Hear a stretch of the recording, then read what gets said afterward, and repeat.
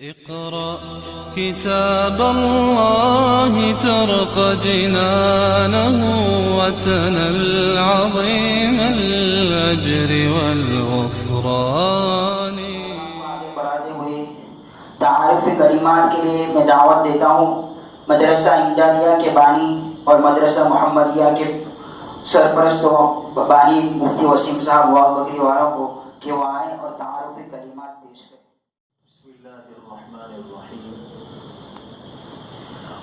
یہاں پر مدرسے کے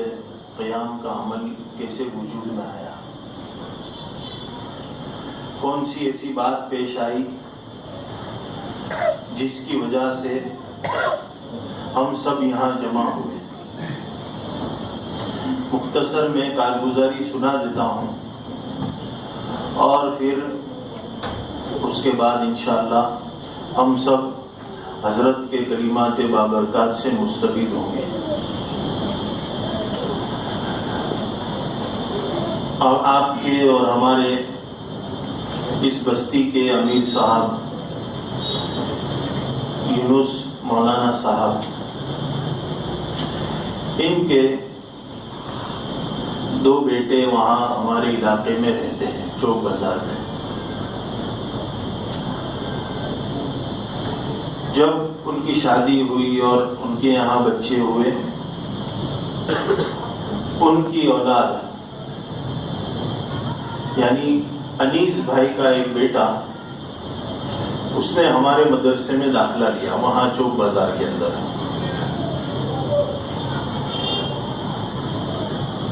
کچھ عرصہ گزرا تھا، سال دو سال گزرے، اور عام طور پر بچے ہفتے میں ایک آدھ دو مرتبہ نانی کے یہاں دادی کے یہاں جاتے ہیں. تو وہاں سے ان کے بچے چھوٹے چھوٹے جو ہمارے مدرسے میں وہاں پڑھ رہے تھے اور اس وقت بھی پڑھتے ہیں، وہ یہاں جب آئے تو امیر صاحب نے دیکھا کہ سال دو سال کے اندر ایک عجیب ترقی ہے اور بچے ماشاءاللہ قرآن پڑھ رہے ہیں اور بہت اچھے انداز سے قرآن پڑھ رہے ہیں. اور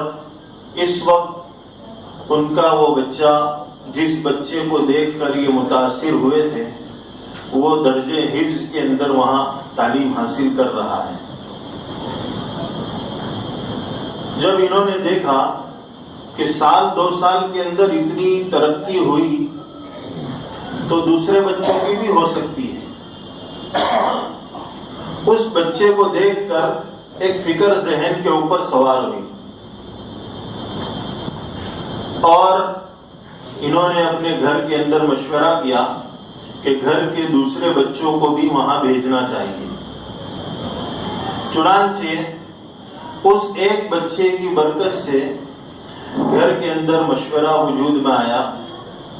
گھر والوں نے مشورہ کیا کہ بھائی جس طرح ہمارا پوتا وہاں جاتا ہے تو ہمارے نواسے اور نواسیاں بھی وہاں جائیں. لیکن چونکہ نواسے اور نواسیاں یہاں رہتے ہیں، کلیم بھائی جو یونس مولانا کے داماد بھی ہیں، ان کے بچوں کے متعلق انہوں نے مشورہ کیا کہ ان بچوں کو بھی وہاں بھیج دو. تو ان حضرات نے ایک بہت بڑی قربانی دی اور یہاں سے کلیم بھائی روزانہ چوک بازار تک اپنے بچوں کو چھوڑنے بھی آتے تھے اور پھر وقت پر لینے بھی آتے تھے. ان کے گھر کے بچے وہاں پڑھنا شروع ہوئے. جب اطراف کے آزو بازو کے لوگوں نے دیکھا کہ بچے ماشاءاللہ بہت اچھا قرآن پڑھتے ہو گئے ہیں اور ان بچوں نے ابھی فل حاضری کا میڈل بھی حاصل کیا، اس وقت ایک یہاں کمرے کے اندر تعلیم چل رہی ہے. میں اپنی کارگزاری کے اندر وہاں تک پہنچوں گا. کلیم بھائی کے بچوں نے جب پڑھنا شروع کیا تو اطراف کے دوسرے بچے بھی تیار ہوئے. ہوتے ہوتے 22 بچے ہو گئے ایسے جو یہاں سے رکشہ یا ٹیمپو کے اندر روزانہ دوپہر میں 1:30 بجے رکشہ میں ٹیمپو میں بھرا کر وہاں آتے تھے جمعہ مسجد تک چوک بازار، اور پھر شام کو پڑھائی ختم ہونے کے بعد چھٹی ملنے کے بعد واپس یہاں آتے تھے۔ 22 بچے ہو گئے اور یہ سلسلہ چل رہا تھا۔ بیچ میں کچھ دشواریاں بھی پیش آئی، کچھ مشکلات بھی آئی، کیونکہ اتنا لمبا 3 کلومیٹر 4 کلومیٹر کا فاصلہ روزانہ 2 مرتبہ آنا جانا کوئی آسان کام نہیں ہے، لیکن بچوں کی تعلیم کے لیے انہوں نے اس قربانی کو ہنستے اور مسکراتے ہوئے برداشت کیا۔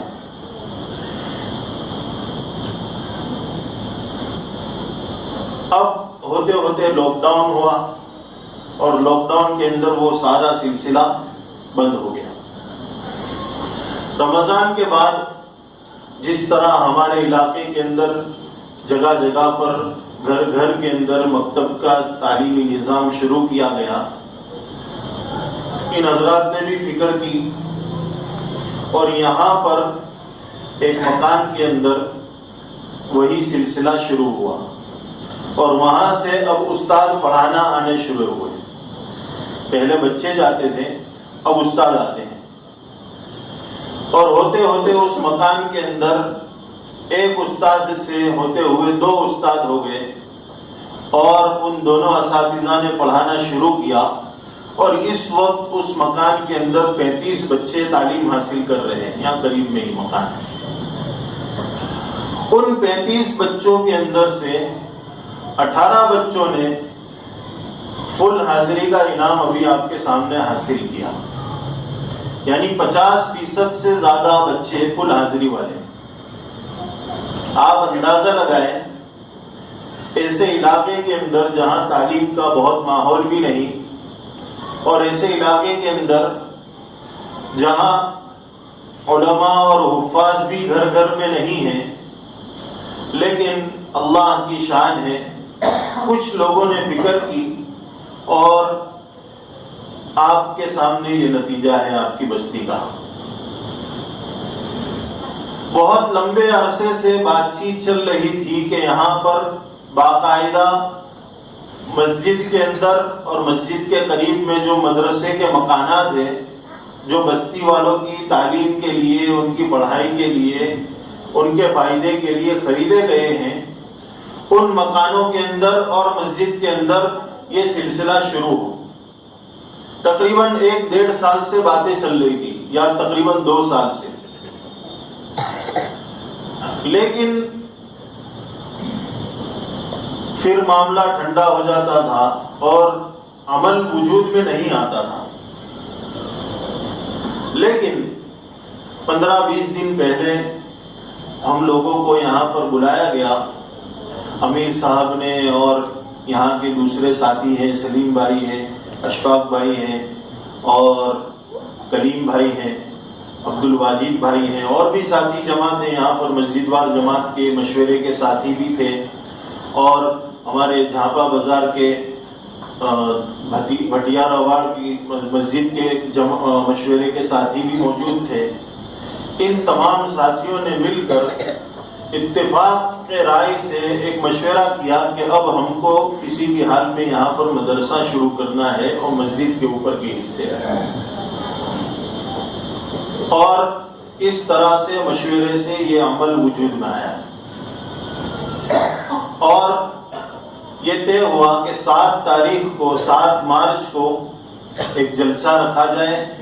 اور 8 تاریخ سے دونوں وقت کے لیے مدرسہ شروع کیا جائے۔ تو ابھی اسی نسبت کے اوپر ہم جمع ہوئے ہیں۔ اللہ رب العزت سے دعا فرمائیں کہ اللہ رب العزت، دیکھیے اس بستی کے اندر ہم نے سنا کہ 1300 مکانات ہیں، 1300 مکانات ہیں، اور 1300 مکانات کے اندر اگر ایک گھر میں 2 بچے بھی گنتے ہیں تو 2600 بچے ہو جاتے ہیں۔ اگر تعلیم و تربیت کا نظام صحیح نہیں ہوگا تو میرے عزیزوں، تعلیم اور تربیت کے بغیر امت کی نوجوان نسل کے اوپر کیا کیا نقصانات ہوتے ہیں وہ تو ابھی انشاءاللہ حضرت اپنے ملفوظات کے ذریعے سے ہمیں بتلائیں گے، کہ تعلیم اور تربیت کتنا ضروری حصہ ہے زندگی کا، اور تعلیم اور تربیت کے بغیر جو نسل آگے بڑھ جاتی ہے وہ نہ دین کی رہتی ہے نہ دنیا کی رہتی ہے۔ اس لیے یہ سلسلہ، مبارک سلسلہ آپ کی بستی کے اندر جب شروع ہوا ہے، میں آپ حضرات سے درخواست کروں گا کہ اپنے گھر کے بچوں کو بھی بھیجیں اور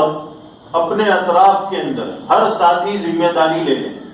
بستی کے کتنے لوگ یہاں پر بیٹھے ہیں؟ ذرا ہاتھ اٹھا کے بتاؤ۔ دیکھو ماشاءاللہ اکثر ساتھی اس بستی کے ہیں، تو بستی کے تمام لوگوں سے میں گزارش کروں گا کہ اپنے بچوں کو بھی بھیجیں اور اپنے اڑوس پڑوس میں، اطراف میں جتنے بچے ہیں جو تعلیم اور تربیت کا جن کا کوئی نظام نہیں ہے، جو کسی جگہ مدرسے میں مکتب میں نہیں جاتے ہیں، انہیں بھی پکڑ کر لائیں یہاں پر اور ان کا بھی داخلہ کروائیں، ان کے والیوں کو سمجھا کر۔ تو اگر ہم میں سے ہر ایک 2-2 5-5 بچوں کی ذمہ داری لے لے گا اور وہ بچے حافظ بنیں گے، عالم بنیں گے، دین کے داعی بنیں گے، کتنا فائدہ ہوگا؟ بستی کا پورا ماحول چینج ہو جائے گا انشاءاللہ۔ اور انشاءاللہ جیسا کہ ہمارے حضرت نے گزشتہ کل بتلایا مجلس کے اندر کہ ہر بستی کے اندر اور مسجد کے اندر رات کے وقت کے لیے عشاء کی نماز کے بعد آدھا پونا گھنٹہ 1 گھنٹہ بڑوں کی تعلیم کا بھی نظام ہونا چاہیے۔ تو چونکہ یہ اس بستی کے اندر ابھی تک کوئی ایسا خاص نظام موجود نہیں تھا، تو اس بات کا بہت بڑا امکان ہے کہ کچھ لوگوں کی عمر بڑی ہو گئی ہو، 10 سال سے زیادہ، 15 سال، 20 سال، 25 سال، اس کے آگے جتنا چلے جائیے، ہو سکتا ہے بہت سارے لوگ ایسے ہوں جنہیں قرآن پڑھتے نہ آتا ہو۔ اگر ہم دنیا سے اس حالت میں رخصت ہو گئے کہ اللہ کی اتاری ہوئی کتاب ہمارے سامنے موجود ہے، ہماری مسجدوں کے اندر، ہمارے گھروں کے اندر یہ کتاب رکھی ہوئی ہے، یہ کلام مجید رکھا ہوا ہے، اگر دنیا سے ہم اس حالت میں رخصت ہو گئے کہ ہمیں یہ کلام پڑھتے نہ آتا ہو، تو ہم اللہ کو کیا جواب دیں گے؟ تو انشاءاللہ ہم یہ بھی نیت کرتے ہیں کہ آگے چل کر رمضان کے بعد بڑوں کے مکتب کا بھی منظم نظام قائم کریں گے انشاءاللہ۔ كتاب الله ترقى جنانه وتنال عظيم الأجر والغفران